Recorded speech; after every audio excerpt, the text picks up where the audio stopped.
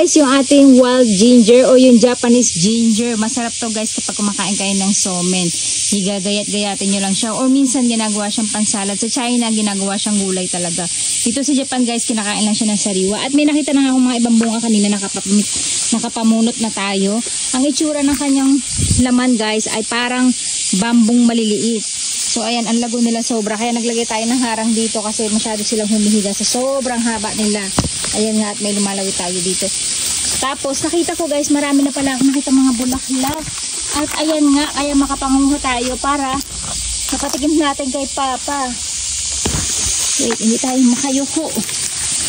So ayan, ganyan yung itsura nila guys. Ang hirap pagka may rehas. Ito, bulaklak talaga to ng ano guys, ng wild ginger o ng myoga. Ang tawag dito sa Japanese ay myoga. Ayan, namimitas tayo. So mga bulaklak talaga sila guys. Actually ito, naka-expose na yung kanyang bulaklak. Pero pwede pa rin naman kainin yan. Tapos ang ginagawa ko dito guys, dito ko nilalagay yung mga lumang dahon.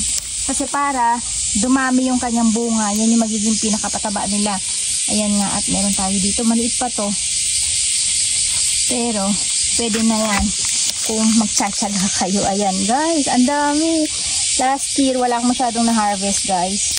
Tapos yung iba namulaklak pa talaga, kaya tinamad na akong kuhanin. Ayan, ngayon ang dami nilang bulaklak. Ayan guys, so nakakuha na tayo kanina ng 3, yun nakakuha pa tayo ng 4. Ang hirap nga lang mag-harvest kasi nakarehas. Hindi tayo makapasok sa kaloob-looban. At ayun nga, ang dami ko nakikita. Ayan, meron pa siya doon sa ilalim. Asan na siya? Ayun. Tapos yun pa yung isa guys. Ayun. Tapos ang dami pa niya sa looban. Hindi lang natin talaga mapasok kasi masukal. Ayan. Ayun, ang dami ko pa nakikita dito guys. Ayan na. Ayun. Ayun pa isang sa dulo naman. Ang hirap naman pumunta doon. Ayun pa Ayun pa guys. Galing. Kasi pinuhusan ko sila guys ng madaming lumang dahon last year. Kaya ayan, nakita nyo ang ganda ng lupa natin ng itim. Ayan, so maraming dyan, earthworm at iba't ibang klaseng insekto na kumakain ng ating mga dahon para siyang maging pataba. Kaya ayan, maganda yung result ng ating myoga. This year, after 2 years natin siyang tinanim. Jajan! Hindi abang natin. Ayan, ito bago. Tingnan nyo, nakaangat na siya, Tingnan nyo, umangat na siya ng kusa. At ito pa yung isa. Ayan guys, ang dami. Nakakatuwa.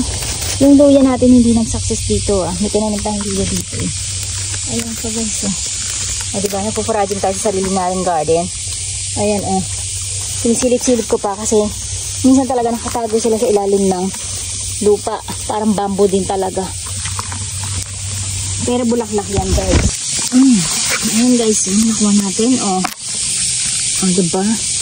Tapos, ouch, matinip. Yung mga tinip-tinip akong halaman tinangko. Lumapong dito. Ayan, let's eat. Pakita sa inyo kung paano kainin ating myoga. So ito guys yung ating mga myoga. Actually kanina sila Papa kumain na una na at hindi nga nila na video yung pagkain neto. Tapos gumawa rin tayo ng tempura. So ayan guys, hiwain nyo na siya ng pino-pino. Ang bango niya guys, promise. Bet na bet ko talaga yung lasa nito. So ganyan yung sample ng pagkain natin sa kanya. Tapos maglalagay lang tayo guys dito ng tsuyu. Ganito lang ang pagkain ng somen dito sa Japan. Ayan. Para hindi maalat yung magiging pagkain natin, mag-add tayo ng yelo. So, ganyan lang yung pagkain nila rito. Tapos, tinutunaw lang ng konti sa yelo at tubig. Para lumamig yung sausawan ng noodles na miswa sa atin. Dito sa kanila ay somen ang tawag. Tapos ako guys, gusto ko naglalagay ng sesame oil. Sila ayaw nila na may ganyan. So, mag-add lang tayo ng tubig para malesin yung alat.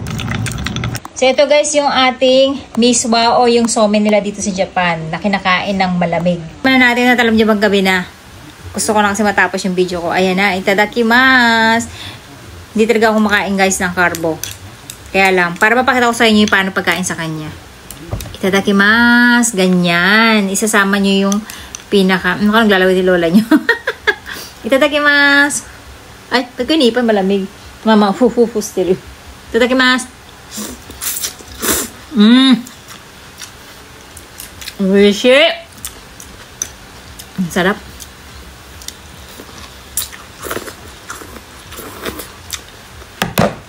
Itong noodles, binababad lang niya talaga sa tubig na malamig, pinapaagos. Pero hindi siya binababad kasi mamamaga. Hindi na siya magiging masarap. Ang sarap talaga nung ano guys, yung Japanese ginger o yung wild ginger natin. Grabe, nakakaganang kumain.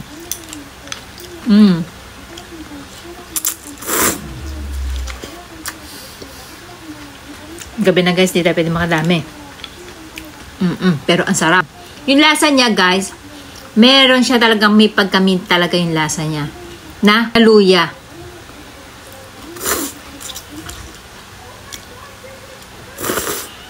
Ang lambot na nga lang ng noodles guys. Kasi kinain niya nila akari. Tapos hindi ako nakakain na punta ako ng farm. So, ayan, yung tira nila sa akin. Sobrang sarap niya guys. Ewan ko lang sa inyo yung iba hindi siguro masasarapan dito. Lalo na ako mga first timer. Ako first time ko na tikman tong wild ginger guys. Nagustuhan ko kagad. Kasi nga kung ano yung parang healthy para sa akin, yun ang masarap sa akin guys. Kahit hindi siya masarap sa iba, sa akin masarap siya. Ang sarap.